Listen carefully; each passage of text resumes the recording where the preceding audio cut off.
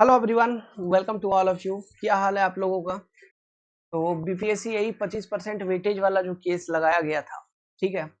ये वो केस है जो 1-19 वालों ने लगाया था। मतलब इनका जो पॉइंट था वो ये था कि ये 25% वेटेज वाला जो रूल है ये आप बैक डेट से लागू नहीं कर सकते, है ना। अब ये 25% वगैरह सब कुछ मैटर है, हम लोगों ने डिस्कस किया था। ये सारा मैटर आप लोगों को मालूम होगा।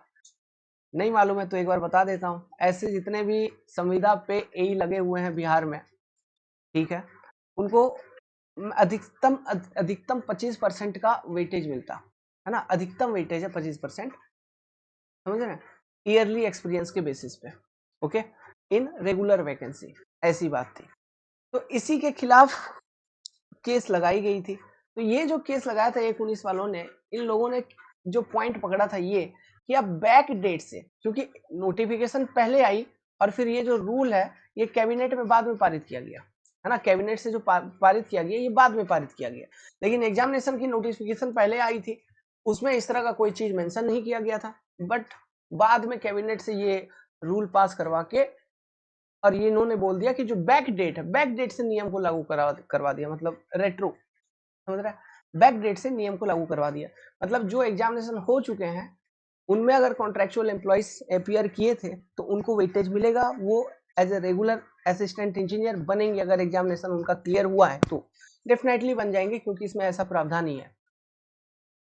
तो फिर रेट्रो फिटिंग कर दी गई, मतलब बैक डेट से आपका मतलब लागू कर दिया गया। तो इसी के खिलाफ इन बच्चों ने जो एग्जाम दे दिए थे, इन्होंने केस लगाया था। तो वो केस हार चुके हैं कोर्ट से। ओके, जजमेंट आ चुकी है, वो केस हार चुके हैं, जो कि बहुत बुरा हुआ। ये चीज नहीं होना चाहिए था।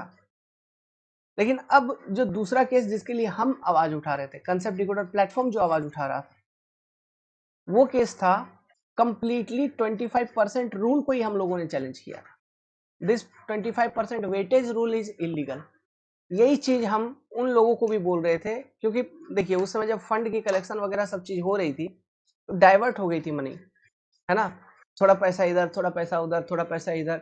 अब उसमें पता ही नहीं चल रहा था कौन बच्चा फ्रेशर है और कौन एक्सपीरियंस मतलब एग्जाम दे चुका है।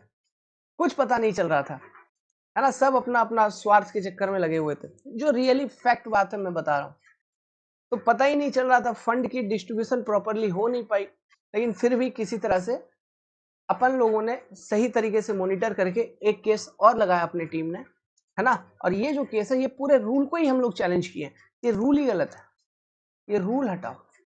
आपने कैबिनेट से पारित कर तो दिया है, लेकिन ये रूल सही नहीं है ना।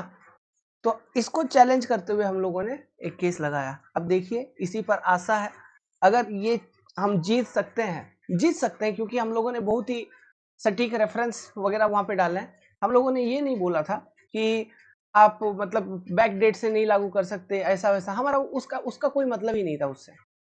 हमारा मतलब ही यही था ये रूल ही गलत है, इसको हटाओ। तो इसके अगेंस्ट में हम लोगों ने केस लगाया। डिफरेंट स्टेट के नोटिफिकेशंस जो होते हैं उनको एज ए रेफरेंस कंसिडर किया है। बहुत सारा डॉक्यूमेंट, सपोर्टेड डॉक्यूमेंट हमारे पास है। डिफरेंट स्टेट के पीएससी के रूल्स हैं, है ना, जो कि होने चाहिए, क्योंकि ये रेगुलर वैकेंसी है। ये आप रेगुलर वैकेंसी में ऐसे नहीं करिए। आप अलग से आप उनको कुछ देना चाहते हैं तो उनको दे दीजिए, जितना भी संविदा पे उनको परमानेंट कर दो भाई। अब बोलोगे पैसा कहाँ से आएगा, सरकार के पास ये वो, भाई वो सरकार समझे यार। आम आम जनता को मत समझिए। आम जनता को मत कंपेल करिए कि सर आम जनता सोचे कि सरकार के पास पैसा क्यों आएगी, सरकार क्यों चला रहे हैं वो लोग के। समझ रहे हैं ना बात को? ओके। तो खैर देखिए, तो अभी फिलहाल जो वैकेंसी की बात अगर हम लोग करेंगे, बीपीएससी एई का वैकेंसी का जो बात करेंगे, देखो ये केस अब जजमेंट तो आ चुका है ना। वेटेज वाला जो सिस्टम है ये बैकडेट से लागू होगा। तो यही अड़चन में थी, है ना, जिस कारण से रिजल्ट वगैरह सही से पब्लिश नहीं किया जा रहा था। और जिनका हो जाएगा उनको ज्वाइनिंग भी मिलेगा, ये बात भी है। तो good luck, good wishes to all of you for your joining, for your selection. बाकी जो अगर न्यू वैकेंसी का बात करें तो ये वाली अड़चन एक तो ये खत्म हुई, लेकिन हम लोगों ने ये 25% वाला लगा रखा है। अब देखिए सरकार है, सरकार किसी भी तरह का बहाना ले सकता है ना, कि ये केस है इसको भी क्लियर कर दो, या फिर अगर उनकी मंशा होगी तो वो रोजगार देंगे। खैर अभी नीतीश कुमार बहुत इंडिया बना रहे हैं, तो हो सकता है उस इंडिया के अंदर बेरोजगारों के बारे में भी कुछ सोचे, लेकिन ऐसा प्रतीत तो नहीं होता कि वो सोच रहे हैं। जय हिंद, जय बिहार।